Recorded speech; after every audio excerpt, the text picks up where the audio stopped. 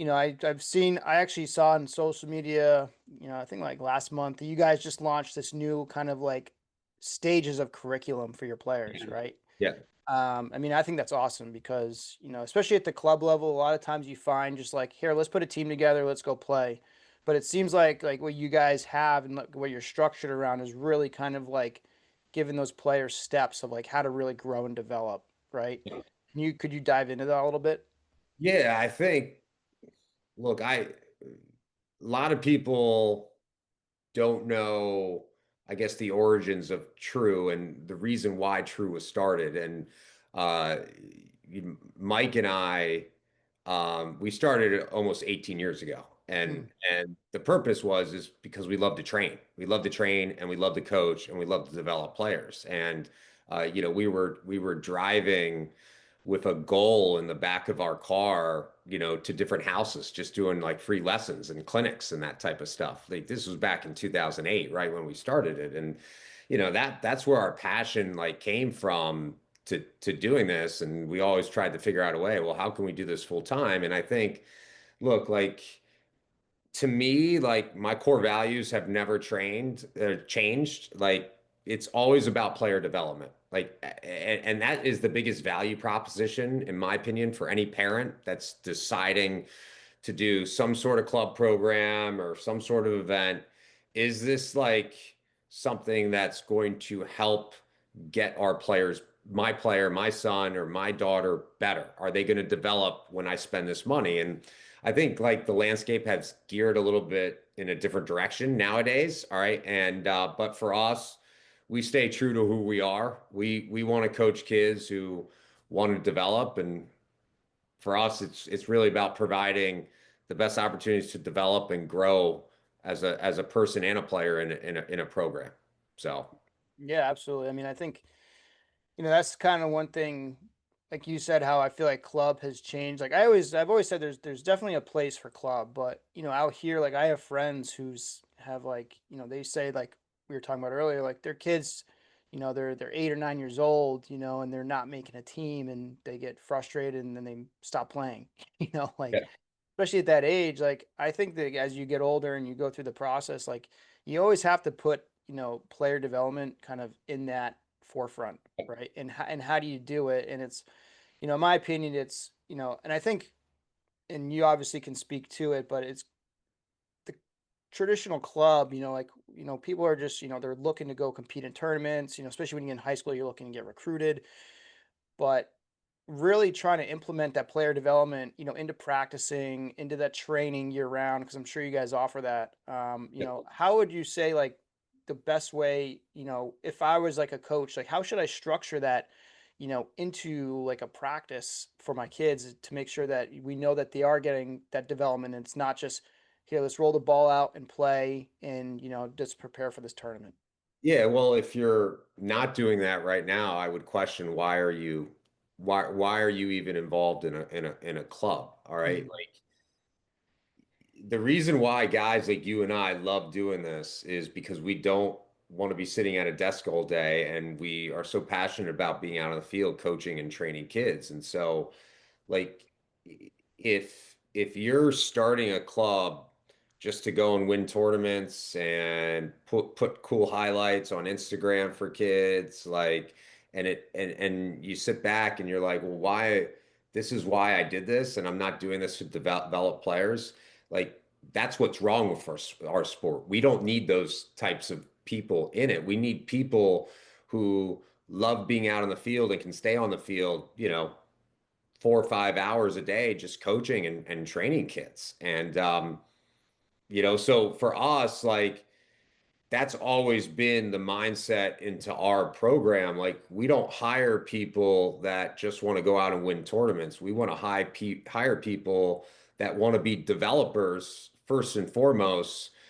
Because being a developer is different than being a coach. Like a coach is like, all right, I got to go out and I got to win games. All right. Like that's what I need to do. All right. I got to go and put, different strategies in to help this team perform on a Saturday and Sunday. A developer is, hey, can I turn a C level player into a B level player? Or can I make a B level player into an A level player? And A developer, you got to focus on the proper technique, the proper mechanics, the proper fundamentals. You got to be a lot more detailed oriented into how you're actually teaching the technique of the drill or of the shooting mechanic you're teaching. And I think the club has started to geared away from that. Whereas the good people, in my opinion, that are really passionate about it, um, they do a good job of that. And and if you're a parent, you gotta find people that really believe in that. So Yeah, I recently had a conversation with Tim McCormack at yeah, Hopkins, and yeah, one of the things that he really stresses it, even at the college level, but is like just game IQ, right? And he is constantly, at practices, like they're constantly just putting players in practices to be decision makers, and he looks at that as a way to really help grow and develop not just the player and like the team, right? So, which I really enjoyed that, and I think like if you were to a lot of the stuff that we try to do is that small sided games, right? Where players can make decisions, whether it's, where am I throwing to the right slide guy, right? Is the slide coming from which direction? Who's the open player, especially on offense? On defense, are we communicating? Are we protecting the house? I think having those principles on both offense and defense, make it a little bit more easier for kids to grasp that IQ piece of it, right? So, is there a certain, because you have a lot of coaches, you're in, like I said, you're in about 20 states now, and you really grown and developed. Like, how do you manage, you know, the coaches at every program, and like, are they going through kind of like is it through a network, and how do you implement kind of that player development on both the skill and IQ side with them so that it is consistent with your program? Because I'm sure you want it to be. yeah. I think when you work with coaches, you got to understand that there's things that at a high level you definitely want to implement program wide, and then there's some autonomy you got to give them to go out and be creative as a coach, okay? And look, like when it comes down to, hey, am I going to run a 1-4-1 or a 2-2-2 or you know strategy type of things. I think, look, like everybody's going to have their different philosophy on that. Okay. I think for us, when we train our coaches and our directors, like we want certain skills taught at a detailed level for each position. Okay. So, for example, as a defenseman, when you pick up a ground ball as a defenseman, you got to be getting a low hand cradle in. All right. Like a low hand cradle allows me to control the ball. All right. So I don't bring it up here, but 90% of kids, like, defensemen don't learn that technique, all right, right out of the bat, all right? Like if you're an attackman, well, hey, when you show us you're a good attackman, you better show us that you understand at least how to do three basic moves: a question mark, an inside roll, all right, a rocker, all Mhm. right? Um, but if you go to a youth practice and you ask, hey, you take an eighth grade attackman, show me what an inside roll is. They're going to do a question mark. You know what I mean? Or they're going to do something that's completely different. And so I think like we like to break it down that, hey, our players need to learn at each position these 10 different techniques and master these different techniques. All right. And then we can start leveling it up and get a little bit more, uh, you know, higher level with them. I think again, I look at my job's not to go out and win lacrosse tournaments. My job is to, hey, if you're a C-level player, I got to turn you into a B-level player. If you're a B-level player, I got to turn you into an A-level player. All right, that's my job as a developer, and that's our coaches and directors' jobs.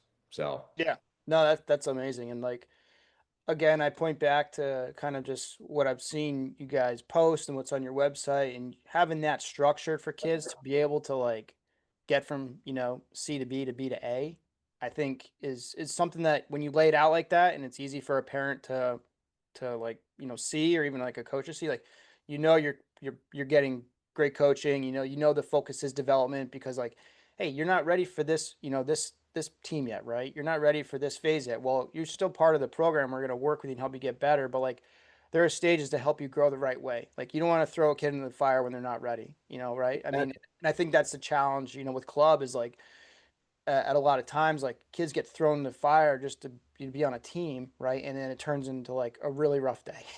Yeah, I mean, look, like there's a lot more C and B level players out there than A plus plus players. And Yeah. everybody wants to coach the A plus plus players. Yeah. Everybody just wants to roll the ball out, go to a tournament, and walk away on a Saturday going 3-0, having this big ego, like I just won and three eighth grade lacrosse games. Well, in the Mhm. grand scheme of things, that doesn't really mean anything. You know what I mean? Like, and I, you know, it's hard to educate parents that they don't understand that these games, in the grand schemes of things, don't mean anything. And Mhm. trying to get them to think long term versus short term and focus on, hey, is my kid developing in this program? Is he getting great coaching and training? And is the coach really paying attention to his right technique and mechanics? That goes such a longer way for their development and will help them reach their long-term goals a lot quicker than just trying to find the next best club team to play on every year because their team maybe didn't win a game, you know? Right. So, And like, as the kids are getting older and like, they focus on that, everyone, they look like we were talking about earlier, they look like that recruiting piece of it, right? Because, club, back when we both played and were in high school, coaches would see you at like one or two camps over the summer, right? yeah, Or they would come watch you play at your high school.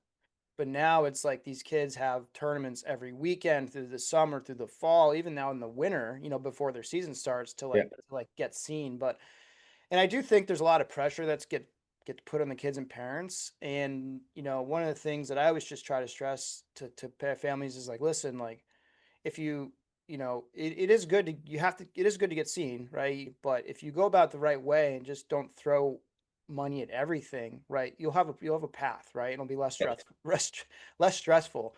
But like, how did with such a like a successful program like you guys have, across the country, like how do you manage those expectations from parents, and just the whole college process of like, getting recruited. What age should I start, really thinking about it? Because I have like seventh and eighth graders, telling me like they're starting to think about, going to showcases or something like that, even though it's not really legal. I mean, prospect days, I guess, but like, it's kind of wild. But how do you guys kind of manage that? Look, like uh, again, we have a ton of directors around the country that do this because they love coaching and developing players. That's why they do this. Yeah. And I always tell them, I go, you need to operate in a space of transparency. Okay. If you're not transparent with your families or customers, you're not doing them justice on really looking out what's best for them. Uh, every every week, I'll have a kid call me or a parent call me and say, "Hey, I got invited to this event. Should I go to this?" Or, "Hey, this new team's coming after me. Do you think I should go play for them?" All right. And my first question to the parent and the kid is, why did you decide to play club? Why did you decide to sign up to play club? What's the biggest value proposition for you? All right. And they go through different things, and I go, you know what? Like, I'm a parent. I got two boys. If my kids play lacrosse or not, that's great. But my biggest value proposition when they ever go play in a program is going to be the coaching, the training, and the development that they're going to get. I could give two rat asses about, you know, them winning a sixth grade lacrosse game. You know what I Yeah. mean? So, Yeah. um, I think trying to navigate that with our directors and educate families um, is tough. And I look like I would love college coaches to be able to speak on it more as well. Like, hey guys, we're not watching the game. We're just watching players, man. We don't care what you've done in high school or so forth, what club you're on. Like, we just want you around great coaching because I know every coach, college coach, really believes that. So Yeah. Yeah, absolutely. I mean, I think just from an overall perspective, like from a personal perspective, I've known kids that have gone through, all the summer tournaments, all the fall tournaments, all the showcases, and then they get so burnt out that they just don't even they're not even playing at the next level. I just want to go to school. I want to go to a school that I I get good education, and meanwhile, their parents just in the past 2 years burned $15,000. yeah, So yeah, like it's they're just just like they're just very, very, very uneducated, and we as a sport and people that are in our position, we all should be coming together more to educate families more and more because the player's uneducated in knowing what's usually best for them, and the parent, for the most part, never played the sport, so they're uneducated as well also. So they're going on Instagram or social media and just listening to whatever is out there. And there's a lot of false reality out there that is just leading people in the wrong direction. And like I said, if they have great coaches and they have great trainers, that is who they should be following at all times. So, yeah. And then on the other end of the spectrum, my question be like is I know you guys do boys and girls, large scale, but what are the youngest ages that you work with, right? And what would you say is like the first thing foundationally that you want to start with them once they kind of get in your program? Even if they have like a year, even if they have a little lacrosse experience or maybe no lacrosse experience, but they really have a genuine interest in the sport, want to get better, and are kind of committed to that. yeah, I think, look, like at a young age, you got to make sure they're enjoying the game Yeah. and they're having fun. Like it's got to be fun. It's got to be fun for them out there. All right. Mhm. So like, different games you can do and just, competition, make things creative. Okay. I would also say that again, there's so much of a focus just on the A plus plus players in the lacrosse industry that there's so many of these B and C level players that get completely neglected. Okay. Mhm. And look, for me, like I can pretty much tell a pretty good lacrosse player from a bad lacrosse player just by the way you like pass and catch and kind of hold the stick. You know what I mean? If you're twirling the stick every time you get the ball, or you're throwing like this and the ball's going over someone's head, it's like, hey, like we got to work on the basic fundamentals and the proper mechanics just to make sure you look the part when you're going out there at a practice. And I think proper stick work, and the right mechanics and technique of proper stick work, passing, catching, picking up ground balls, the little things, I think that's missed a lot. And we just go right to let's just go play a game. And then, these kids create terrible muscle memory and they get to high school and now they're twirling a stick. Or now as defensemen, they're bringing their hands together when they're doing a cross check hold. You know what I mean? Just little stuff like that. So. Yeah. How much do you stress if kids like need to like work on stuff at home on like wall ball or bounce backs? Like, is that something you guys stress upon with your families, or is it you provide enough year round to get them to get a lot of those reps in? Yeah, a good player will come to practice and hopefully get better. A great player is going to come to practice, take the stuff they learn at practice, and then go home and work on it on their own. Yeah. Like you're not playing at the college level if you're not practicing and training on your own time. Like you can't expect to become an elite level player if you're just if you're just kind of going through the motions and just showing up to practice. That's not going to get you where you want to go. If playing college is where you want to be, so you got to practice. And the skill level and talent nowadays with kids is unbelievable, right? The athletes. So like, back when we played high school, early 2000s, we, are in college in early 2000s. Like, what would you say is the biggest difference in the sense of like how players are being developed and how almost like is that kind of exponentially getting faster because their kids are just getting better? Or are we still sticking to the foundational kind of concepts of like, all right, here are the steps of how you do get better? Because I do think nowadays with all the resources with club, like I said, we didn't have that, but like kids do have a lot of resources to get better. But it just kind of would be fun to hear your thoughts on like what you think is the biggest change from back when we were in high school versus like now. Yeah, I think kids have a stick in their hand a lot more. All right. They're playing field and they're going to play box during the winter. Then they're watching film now. You know what I mean? Well, I played football, basketball, lacrosse. So like I didn't pick up a Yeah, stick until spring. So I think kids just have a stick in their hands a lot more. So it's just letting them be more creative and just get more reps and just get more of a feel for the game because they have a stick in their hands. And then, you just have better athletes playing. yeah, Like, you got like guys that could be great football players, but they're choosing to play lacrosse. And so when you get a combination of that, yeah, it's different. You're going to see more elite level players and athletes playing the game, and it's been great because you watch high level lacrosse and you see some things out on the field where it's like, wow, yeah, that's pretty cool. You know what I mean? yeah. Some of these I guys mean, are doing. the skill set's unreal. Yeah, I mean, and then like how like especially nowadays, like how are you balancing kind of those players who do play other sports, right? Like you and I, like I played soccer, hockey, lacrosse, right? Those were fall, winter, spring.